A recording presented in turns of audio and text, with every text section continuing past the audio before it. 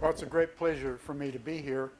When I was an undergraduate at the University of Wyoming, I kind of fell into physics because I liked it and ended up going on to graduate school.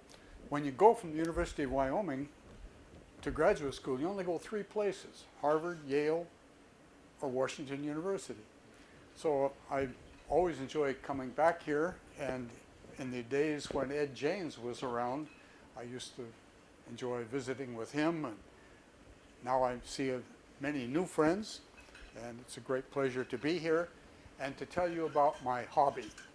This certainly isn't the way that I would like to encourage students to think about getting a tenured position at some university.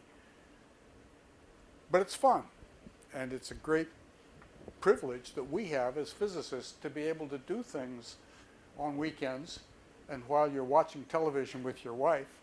She doesn't care if you're really watching, she just wants you sitting there, right? And in particular, I'm interested in aspects of general relativity going back to my MIT days when Ray Weiss and I were trying to decide whether it was possible that we could use quantum optics back in those days to see gravity wave. I concluded it wasn't. Luckily, he came to the opposite conclusion. But what I'd like to show you is that quantum optics is a great tool for studying everything from anthrax to black holes. All of the techniques that we use within the context of statistical physics, quantum electrodynamics, and of course quantum optics come together in this sense. And one of my favorite colleagues, David Lee, you know David from helium-3 fame. He got the Nobel Prize for proving that helium-3 is a superfluid. David is an expert in many fields, but especially thermodynamics, quantum thermodynamics. And I'm very happy that we recruited him to Texas Atomic and Molecular University. And in particular, David came to my office one day and he said, you know, I've been thinking about black holes, and I'm curious as to why the entropy of a black hole should be proportional to the area of the event horizon. Why isn't it the volume? So I said, I don't know, but I'll go find out and come back to you in an hour. So I went back to my office and got my copy of Misner, Wheeler, and Thorne and looked, and it wasn't there. So I started thinking about it a little bit, and within short order realized that if you use another aspect of quantum optics, namely Unruh radiation, you can get back to black hole entropy through the back door. You can get the result of Hawking entropy and the Bernstein temperature without really doing black hole physics. And so in that sense, it's kind of fun. But it all goes back to Bill Unruh from the perspective of, so Bill Unruh, great physicist, who is now at Texas A&M, you guessed it, working as a student. Well, no, he got his PhD for something else, but then within a few years went on to this famous acceleration radiation result, which is, as you will recall perhaps, that an atom accelerated through space ends up at the end of its sojourn in a thermal superposition of the excited and the ground state. And the effective temperature, omega is the frequency of the atom, alpha is the acceleration frequency, constant acceleration divided by the speed of light. And so what Bill taught us was that the atom comes out in a thermal superposition, or said another way, there are thermal photons emitted or present in this part of space-time. This is a perfect opportunity to point to the unity of physics, and in particular quantum optics, as a place to enjoy yourself. The math for Unruh's famous development. And to my mind, it really goes back to a guy named Jerry Moore. Jerry Moore was a guy who got his PhD in 1970 from Brandeis with the people there doing relativity. And Jerry was the first to look at what happens when you have an accelerated mirror. So take a mirror, accelerate it through space-time, and Moore proved that this would generate thermal radiation in the vicinity of the mirror. Now, this didn't go anywhere. I'm fortunate to have had him as an associate postdoc, but he wasn't a postdoc. He was a senior scientist in my group for 30 years and then retired. But we never ever talked about this mirror problem until recently. People have seen this effect experimentally. They call it the dynamical Cashmere effect. The thought being that this mirror is somehow upgrading vacuum fluctuations into real light. Well, that's one way to look at it. But however you look at it, Jerry Moore, as a graduate student, was the one who kicked off this acceleration radiation field. And then came Steve Fulling. He was a student at Princeton and read Jerry Moore's thesis and started his own thesis and wrote a famous thesis and became a textbook calling the book something like Gravity and Curve, Quantum Mechanics in Curved Space-Time. But it goes back to Jerry Moore. Oh, by the way, where is Fulling? Texas Atomic and Molecular University. He's in the math and physics department. Well, after Fulling came Stephen Hawking, who is an adjunct professor at Texas A&M in the past. Of course, we're pleased to have had him with us for many years. But then after Hawking, Unruh put the last into the business and really taught us about acceleration radiation and wrote papers with Bruce DeWitt, who's professor at University of Texas, Austin. And that leaves me only with Jablanovich, who was a great electrical engineer at Berkeley. He got his PhD from Harvard with Nico Bloembergen, so he's a quantum optics guy. So this is the sort of background that I'd like to introduce to those graduate students who haven't heard about it, because it's a neat result. The fact being, as Peter Maloney, quantum optics physicist from the University of Rochester, and a grandson of Ed Janes. Janes produced Joe Eberly at Rochester, and Peter Maloney wrote these nice books on, in this case, I think he calls it quantum mechanical aspects of the vacuum.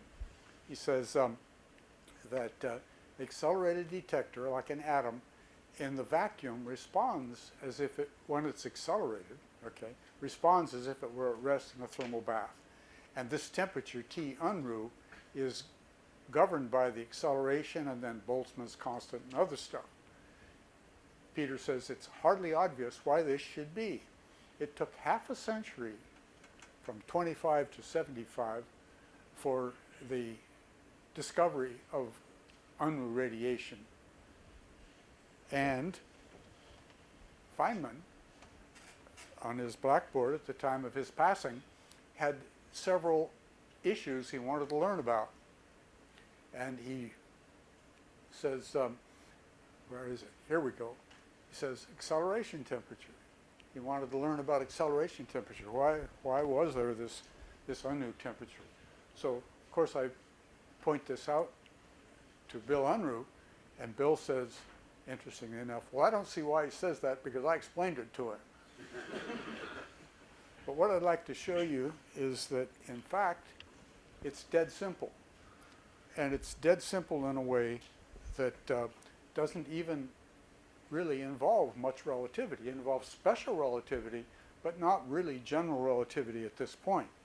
In particular, then, let's imagine that we have atoms which are being accelerated. Now, you can think of them as being accelerated toward a gravitational field or charged and zipping through a particle accelerator.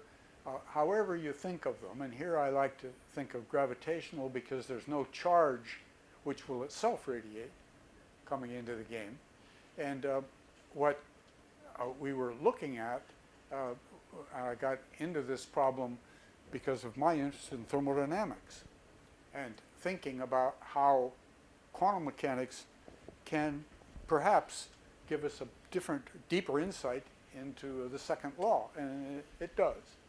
But how can we use quantum mechanics to better understand things like UNRU, thermal acceleration radiation? Simple. Atom falls through a gravitational potential. It's being accelerated. What we typically say is that atoms are accelerated or not. They are absorbing photons and jumping to the excited state, or emitting photons and coming from the excited back to the ground state. Fair enough. But there are other terms, counter-rotating terms, that we just throw out, in which the atom makes a transition, virtual to be sure, to the excited state and emits a photon. In order to conserve energy, that photon has to quickly be reabsorbed and the atom goes back to the ground state. But if you break adiabaticity, if you do something like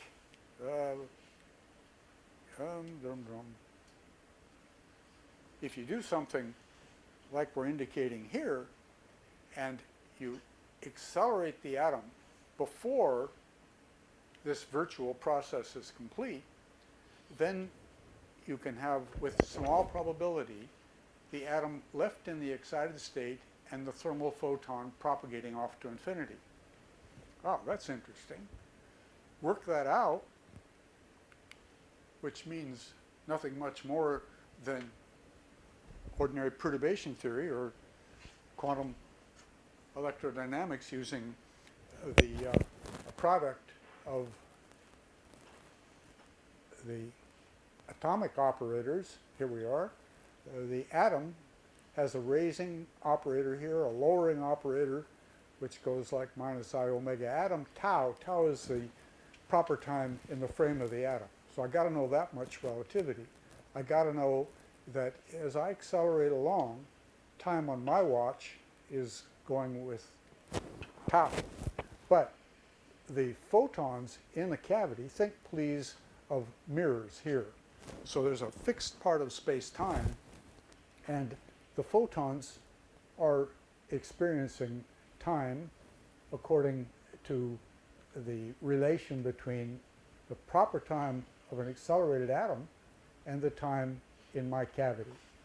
So these results come from special relativity and also from, of course, general relativity if you work a little bit and use what we know as Rindler coordinates. Wolfgang Rindler, professor at the University of Texas, Dallas, taught us how to do these calculations in a very elegant way. Well, I got derailed. I was talking about tau. I'm talking about the energy omega of the atom. And this is atomic piece. Now, this is the electric field piece, where A is the annihilation operator for a photon of wave vector k, e to the I tau, e to the I nu, the frequency of the light, but tau is governing the passage of time. Parametrically, I now find that my time in this frame, going along with a clock ticking at time t, is governed by these trajectories, and similarly for the position in the moving frame. Okay, well, I'm sorry I took so long to say something simple, but let me write it on the board because that's the name of the game.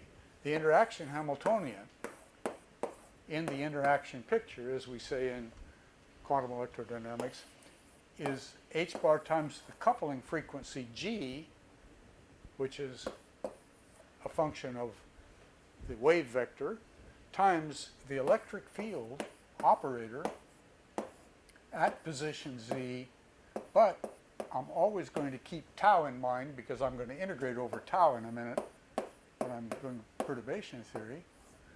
And I've got the position x of the atom, where x is now, remember, sigma dagger e to the I plus I omega t plus adjoint times a number here to make the units right. That's all there is to it. I'm going to plug this then into my equation from Schiff, which gives me Fermi's, using Fermi's golden rule. So I'm going from the vacuum and the atom in the ground state to the atom in the excited state, one photon emitted, and the interaction Hamiltonian, as we put it here, I've got it of tau because it's really the atomic time I'm going to integrate over. And now I just do the integral. Well, it's a complicated integral. It'll take you a weekend to do it, unless you have a friend like Ed Fry. This is my buddy who's a great experimentalist. He comes into my office, he sees the integral on the board, and he says, "What are you doing?" I'm doing that integral. It's a complicated integral. Come on, give me a break. I've got hyperbolic sines and hyperbolic cosines. They're all exponentiated. It's a problem worthy of a weekend. He says, "I can do this." And I said, "You cannot, and if you do it, I'll put your name on the paper." Came back in a few minutes and taught me the power of Mathematica. So when you do that integral, lo and behold, you square it up, as we're taught to do. You calculate the probability amplitude, square it, and here's the probability you find, namely coefficients out front times a Planck factor, which is exponential of omega divided by acceleration. And that acceleration can now be turned into a temperature by simply equating all this to h bar omega over k T Boltzmann. And then you find this is the Unruh temperature. So you get the answer in just a few lines, and it shows how it is that this result really is intuitively understandable and intuitively obvious from the perspective of nonlinear optics. What am I doing all day long, every day in nonlinear optics? Parametric conversion. Generating pairs of photons from the, say, ultraviolet pump into a red signal and a green idler. And this is all that there is to the Unruh process viewed from this perspective. I have a center of mass velocity, and I'm pushing on the atom all the time. I'm doing work on the center of mass of the atom, and I'm exciting the atomic oscillator, if you will, and I'm exciting the radiation oscillator. So the atomic center of mass acts as the pump driving both the atom and the field. Better said, the work that I'm doing on the atomic center of mass by falling into a gravitational field is what gives me acceleration radiation. It's just a parametric process, fair enough. Now, when I first started thinking about this, I went to see my colleague, Dick Arnowitz, the famous general relativist, student of Schwinger's, winner of the Danny Heinemann Prize with his colleagues Misner and Desert. And I asked him, "Dick, what's the skinny behind the Unruh effect?" And he said, "Well, you see, time is analytically continued onto the imaginary axis to be temperature." So I said, "Dick, I'm just an engineer. What kind of talk is that? That's nonsense. That's not physics. That's just mathematics." And he says, "Well, that's all I know." So I put that aside. And then after doing all this stuff, I realized he's right. And not only is he right, he's dead on right. Here's the score. Start off in just a few lines. How is my time going? So up to now, I haven't involved anybody following mathematics, but let me just quickly show you how nice this is. Start off with the operator in the Heisenberg picture, take the expectation value, have a thermal density matrix here over Z. Now, I want to look at the correlation function of position of my atom at time t to time 0 with the thermal average. That's the trace thermal density matrix. Put in Heisenberg here, and this is 0. Put in 1, written as we're wont to do here. And now just play with the expression a little bit, and you end up with x of 0 and e to the minus beta, there's our expectation value, x at time t plus I beta, but over here, okay? Wow, that's neat. So now I have a simple expression which I can use. I can use to advantage, noting that the atom in the classical limit has this kind of expression for position, okay? And so let me use that and go back to my expression here. And I've got then a periodicity associated with this temperature. This goes back to Kubo, Martin, and Schwinger. Now I'm going to then factorize it because I'm in the classical limit. Nobody can sue me for that. And I'm going to then note furthermore that x is itself periodic in imaginary time, which we note here that if I look at Koch alpha proper time tau, and I displace this by 2 pi a over c, this is just a 2 pi displacement. That gives me cosine, whatever. I can now equate this expression for x of t to the previous expression where I had x coming in with I beta. Okay, so it takes a little bit more concentration than you really should go through in a colloquium, but the bottom line is we get, by using this periodicity in temperature and periodicity in imaginary time, with exactly the Unruh temperature. Now, I think this is deep, and I wished I understood it better, but with apologies to my friend Arnowitt, this is exactly this Unruh result, and it's surely the simplest way to get the Unruh result. Back to David Lee.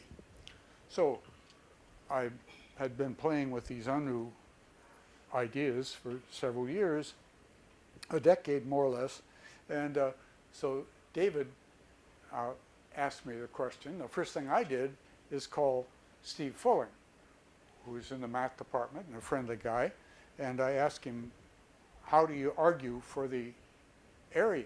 And he said, oh, well, go back and read Bekenstein and do thermodynamics. And I thought, oh, that's not going to do it.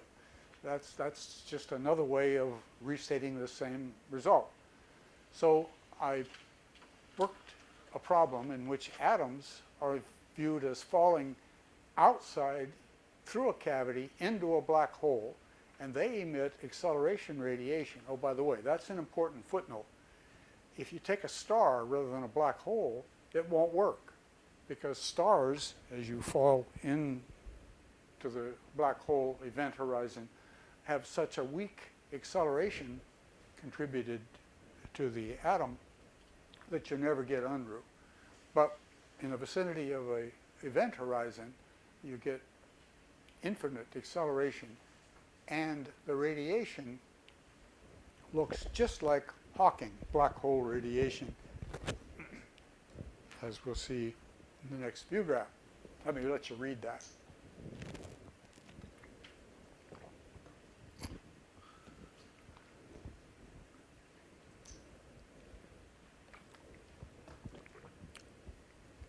So I'm going to get, I maintain, the Hawking temperature and the Hawking entropy, but it's different than the Hawking calculations. And so I'll show you what we were doing, and I'll tell you what the experts had to say about this. Expert being, for example, Don Page, who was a live-in postdoc with Hawking for many years, 3 years, after he finished his degree with Kip Thorne. And I sent him the result, and I'll tell you about it. Wolfgang Schleich is one of my favorite people. He was a student of mine in Munich when we were working on aspects of modern optics and general relativity, and a bright young guy, Anatoly Shvizinski, who's a research associate professor with us now in Texas. So what's the deal? Here's the result. So drop an atom into the event horizon, separate the black hole from the rest of the universe by putting a big mirror here, or wrap it in tinfoil if you will, but punch a hole such that the atom can fall through. Now you need to do that because if you don't, radiation will leak out of the black hole and contaminate your ability to detect radiation of the Unruh variety from honest Hawking radiation, point one. Point two, if you don't do it, you can't get a Bolivar vacuum. So in case there's some general relativistic experts here, there are lots of reasons to put this mirror here, but you don't care, right? You don't mind if I drop atoms through a hole in that mirror and they go into the black beyond, and they emit radiation. Wow, they emit radiation at frequency nu. This is now not the same as Unruh radiation. Unruh said the probability of getting a photon emitted goes like some Planck factor, where here sits the frequency of the atom and then Unruh temperature. Well, actually, for my problem, here sits the frequency of the light emitted, and here's what is actually the temperature of Hawking radiation. Well, so great. Yeah, so good. What does this have to do with David Lee's question? So now we're going to use quantum optics. I called friend Don Page and asked him what he thought about this, and could I now claim that since I had the Hawking temperature that I must have Hawking radiation just right around the corner. And he said no, he didn't like it.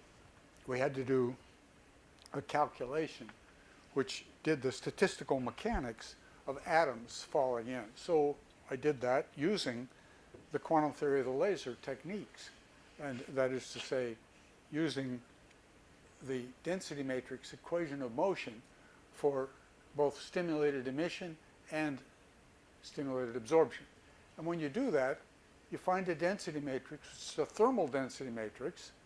So it's the number of photons to the n, where the average number of photons is the Planck Bose-Einstein factor, and this normalization resides. And this is, of course, found in every quantum optics book and every statistical mechanics book. But now that I've got that, it's easy to calculate the entropy just by using the von Neumann entropy expression, and you'll find straight away that you've got an equation for the entropy flux of these atoms as they fall into the black hole. So I have many atoms falling into the black hole, and I'm calculating the density matrix and using that to calculate the entropy of the light emitted and going off to my detector out here. Okay, so we'll do that and find some fun result like this, namely that the entropy flux is proportional to the time rate of change of the area. And so the area is changing because photons are being emitted, and that's pulling energy away from the black hole and its environs. So that's a reasonable point of view. And now I can calculate, given that I think I know what the entropy is, I can calculate the temperature again, and I get this result. So this is kind of a circular argument. I mean, I first did the calculation, found the thermal photon distribution, used that to get the entropy. And now for consistency, let's say I take the derivative of the energy with respect to entropy, and that's temperature. And sure enough, I get the black hole temperature according to Hawking. And now I go back and tell you what Don Page had to say about this, because he had a very interesting argument. He said, well, none of this is believable, because as you have the atoms falling into this black hole, they're in free fall. And an atom in free fall is not accelerating. So you can't claim that you're doing unruh physics when these atoms are just living their life in the Einstein elevator, free fall, right? Good point. So what we did in order to convince him was to go back and derive this result, not using unruh at all, but using an expression like this and calculating the trajectory for an atom falling through a Schwarzschild metric. So maybe the word falling is not the right word. We've got, in this sense, a boundary here which is fixed. So I had to have perhaps rockets here holding this mirror in place. So there's a kind of acceleration associated with the mirror, but if you wish, not the atoms. But I won't use unruh. I won't appeal to acceleration radiation. I'll instead just go to my copy of Chandrasekhar. He wrote a book called Mathematics of Black Holes, and he worked every possible problem. So calculate, copy from him the trajectory, plug it in, do the calculation now for the probability of an atom jumping to the excited state and photons being emitted. And this is the result you get. Several things to point out. First of all, it's different than unruh radiation. Remember, unruh radiation is flat. It doesn't go like our Planck result. Remember what Planck was doing when he came upon this result. He was calculating the entropy associated with a black body, and he found his famous result, which is what we're seeing up here. But unruh, if you look at his result, gives us a flat distribution, because here I'm going like 1 over e to the omega, h bar omega, over kt unruh minus 1. And here I'm finding radiation that looks like e to the h bar nu over kt Hawking Bornstein, but it really isn't. It's horizon brightened acceleration radiation, h bar. Little joke there. And in particular then, we've answered Don Page's objection and talked him into putting his name on our paper. And we can now ask the question, well, can we use all this hard work to get other insights into general relativity that we don't naturally get by following Fulling or unruh or Hawking? And the answer is yes. Here's an example. Ginzburg, famous Ginzburg-Landau, Ginzburg wrote a paper a decade after unruh,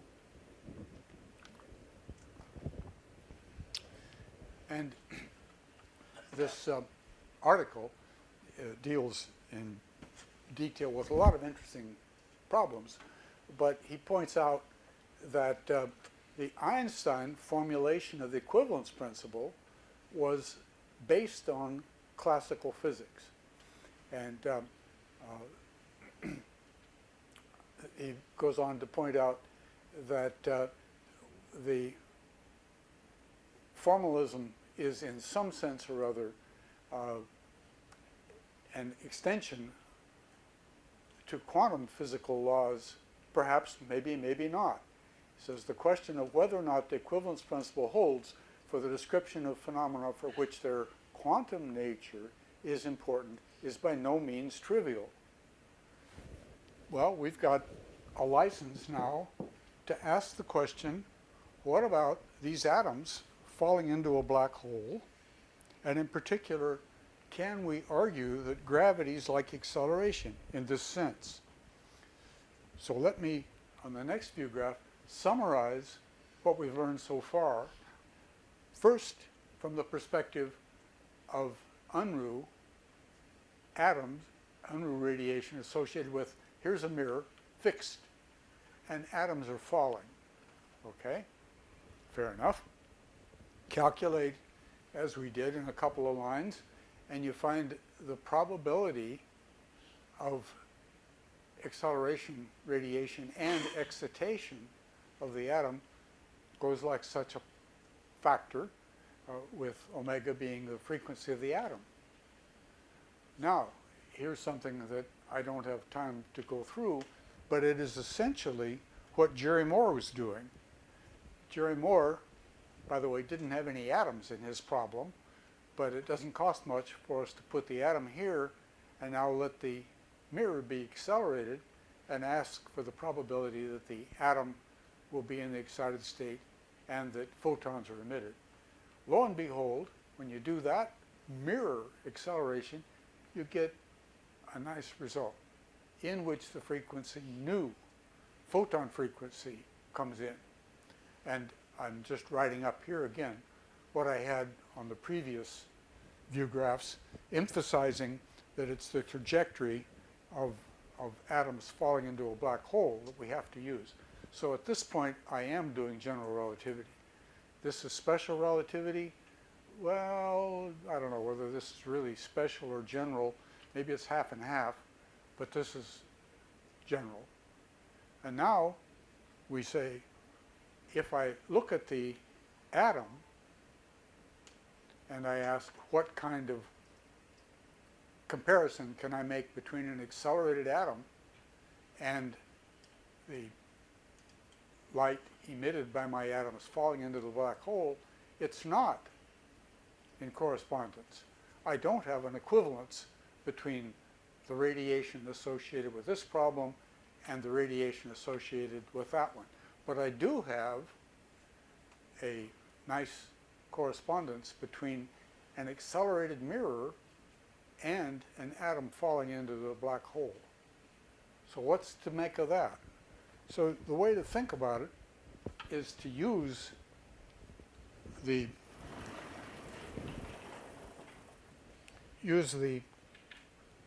quantum cavity, quantum electrodynamics to better advantage.